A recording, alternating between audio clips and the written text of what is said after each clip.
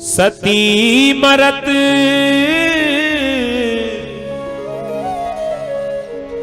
Harrison वर मांगा, जन्म जन्म शिव पद अनुराग।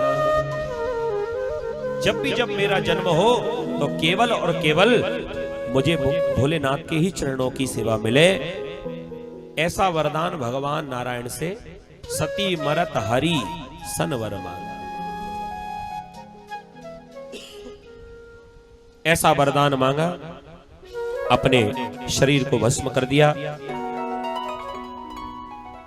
देवताओं ने, ब्राह्मणों ने मना किया दक्ष प्रजापति से कि अब तुम्हारी कन्या ने अपना शरीर छोड़ दिया, अब यज्ञ को बंद कर दो तो अच्छा रहेगा। लेकिन अभिमानी दक्ष नहीं माना। दक्ष ने कह दिया कन्या तुम्हारी है कि हमारी? सबने कहा है तो तुम्हारी। तो मेरी कन्या के मरने का मुझे जब कोई दुख नहीं तो तुम काहे को दुखी हो रहे हो? यज्ञ बराबर चलते रहना चाहिए, यज्ञ बंद मत करना। अब अध्यक्ष साहब का आदेश कौन मना करे? सो बराबर यज्ञ स्वाहा स्वाहा फिर शुरू हो गया। उधर नारद जी से रहा नहीं गया और नारद जी तुरंत पहुंचे भोलेनाथ के पास और समाचार सुना दिया, अरे भोलेनाथ आप यहाँ पर समाधि में बैठे हो और आपको कोई खबर है देश दुनिया की? कह दिया नहीं। अरे देखो ना देवी सती के संग कितना बुरा हुआ। क्या हो गया? कह दिया वो तो गई थी यज्ञशाला में दर्शन करने के लिए, लेकिन उनके पिता दक्ष ने सती को उठाया और यज्ञ कुंड में पटक दिया। अब देखो ऐसा कुछ हुआ तो नहीं है, लेकिन ये पत्रकारों की भाषा है और नारद जी से बड़ा पत्रकार संसार में कोई दूसरा नहीं है। कोई पत्रकार महोदय यहां बैठे हो तो बुरा मत मानना, क्योंकि सबके जितने भी पत्रकार हैं उन सबके इष्ट है नारद जी।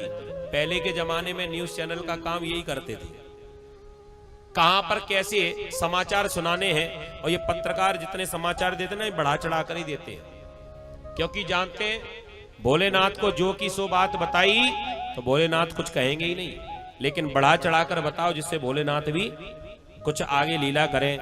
भोलेनाथ को भयंकर क्रोध आया, अपनी जटा को लिया, उखाड़ा और पृथ्वी पर पटका। एक गण प्रकट हो गया जिसका नाम हुआ वीरभद्र।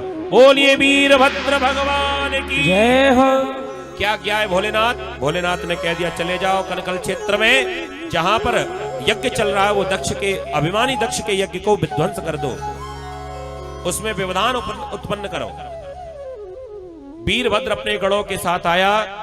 स्वाहा स्वाहा की ध्वनि चल रही थी, चारों ओर से देवताओं को वीरभद्र के गणों ने घेर लिया। वीरभद्र आया और वीरभद्र ने उत्पात मचाना शुरू कर दिया। सबको पकड़ लिया, किसी की टांग तोड़ी, किसी का हाथ तोड़ा, किसी की नाक तोड़ी, किसी के दांत ही तोड़ दिए, किसी की कमर तोड़ दी। अपने प्राण बचाकर देवता भागे। आधे रास्ते में पहुंचे तब तक नारद जी मिल गए। भागते कहां? भंडारा खा के जाना, बीच में मत जाओ। क्या मतलब? कह दिया ये बताओ, जिस यज्ञ में ना तो भगवान नारायण पहुंचे, ना ब्रह्मा जी गए, ना भोलेनाथ गए, ऐसे यज्ञ में तुम क्या करने गए थे? अब हाथ पैर टूट गए, समझ में आ गया? अभिमानी के यज्ञ में जाना ही नहीं था। महाराज गलती हो गई। कह दिया अब कहां जा रहे हो? स्वर्ग में जा रहे हैं। और कहां जाएंगे? वहीं पर अपना इलाज कराएंगे अश्वनी कुमारों के द्वारा। नारद जी ने कह दिया झूठी बात। ऐसा नियम है कि जो मूर्ति खंडित हो जाती है फिर उसकी पूजा नहीं होती। अब तुम सबकी मूर्ति हो गई है खंडित, अब तो नए देवताओं की प्रतिष्ठा होगी। अब तुम स्वर्ग में नहीं रह सकते। देवता घबरा गए, ऐसे अच्छे यज्ञ में गए, हाथ पैर टूट गए, वो तो छोड़ो घर भी छूट गया।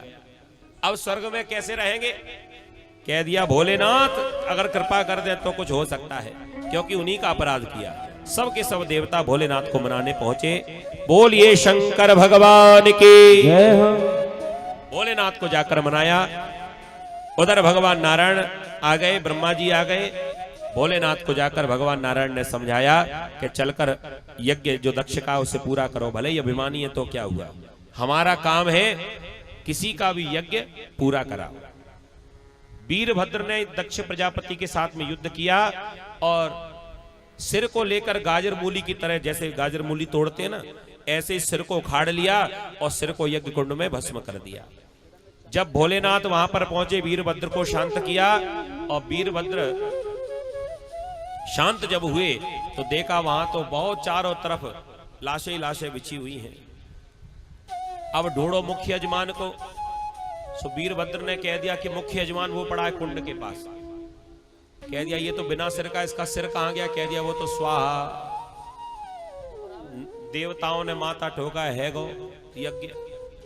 जब यजमान ही समाप्त हो गया तो पूर्णाहुति कैसे होगी? भोलेनाथ ने कहा चिंता मत करो, सब होगा। भोलेनाथ ने कृपा कर दी, कह दिया चले जाओ, जो तुम्हें मिल जाओ उसी का सिर काट के ले आओ, यज्ञ तो पूरा करा नहीं है। दौड़ कर गए देवता। सबसे पहले एक बकरा सोया हुआ मिला और बकरे का सिर काट कर देवता भोलेनाथ को लाकर देते हैं। और भोलेनाथ तो कितने बड़े सर्जन हैं आप लोगों को पता ही है, और सिर के तो स्पेशलिस्ट हैं। आप देखो ससुर जी का ऑपरेशन किया, और आगे जब पार्वती के संग विवाह हुआ सो अपने बेटे गणेश का भी ऑपरेशन किया और सिर का ही किया।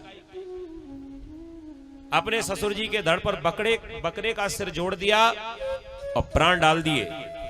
मैं करते हुए ससुर जी जब खड़े हुए स्तुति करने लगे। भोलेनाथ ने देखा बकरी की आवाज में मैं करता हुआ स्तुति कर रहा है।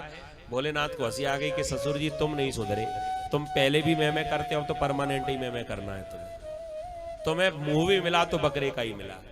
तो कहने का अर्थ जो अभिमानी होता है, जो अभिमानी होता है ना, वो बकरी की तरह मैं करता, मैंने ऐसा किया, मैंने वैसा किया, ये खेत मेरा, ये मकान मेरा, ये गाड़ी मेरी, ये दुकान मेरी, मेरा काम ऐसा, मेरा काम वैसा।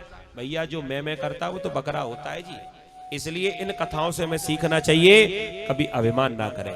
भोलेनाथ ने दक्ष प्रजापति का अभिमान दूर किया और वही सती अगले जन्म में राजा हिमांचल के यहां पर आई पार्वती बनकर, और इनकी मैया का नाम हुआ मैना। पहले तो दक्षता जो हमेशा मैं करता था, और अब इनकी माता का नाम हुआ मैना, माने अब भीतर कोई अहंकार है ही नहीं। तो उनके यहाँ पर आई पार्वती जी, भोलेनाथ के लिए पति के रूप में प्राप्त करने के लिए तपस्या की। भोलेनाथ ने पत्नी के रूप में पार्वती को स्वीकार किया और सीधे कैलाश पर्वत पर विराजमान हो गए। 2 बेटा हुए, कार्तिकेय और गणेश। प्रेम से भोलेनाथ कैलाश पर्वत पर रह रहे हैं और देवता भोलेनाथ का स्वागत कर रहे हैं, स्तुति कर रहे हैं। आइए